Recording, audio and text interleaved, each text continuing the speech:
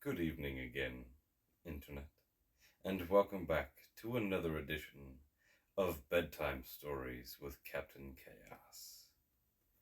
I got another good story on tap for you tonight, so grab your blankets and get snuggled in.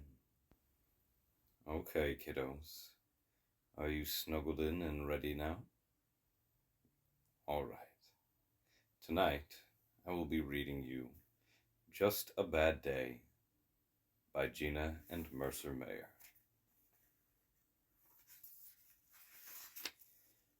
When I woke up this morning, it was raining. I knew it was going to be a bad day. I wanted a bowl of Sugar Krispies for breakfast, but the box was empty. I had to have oatmeal instead. Yuck! I looked for my favorite shirt, but it was dirty. I had to wear a shirt I didn't even like. I wanted to watch cartoons on TV, but they were all reruns. This really was a bad day. So I decided to paint a picture, but my sister had left the tops of my paints off, and they were all dried up.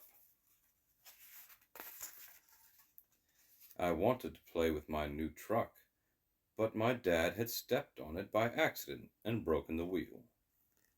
So I decided to put my puzzle together instead. Some of the pieces were missing. This was such a bad day. I asked Mom if I could play in the rain, but she said, "It's too wet."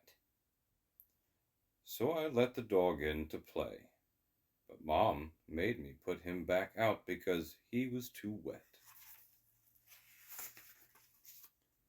I said, "But I'm bored." Mom said, "Why don't you play a game with your sister?" I tried to play cards with my sister. She threw them all over the room. Then we played chase, but Mom made us stop playing because we were too noisy. "Please play something that's a little more quiet," Mom said.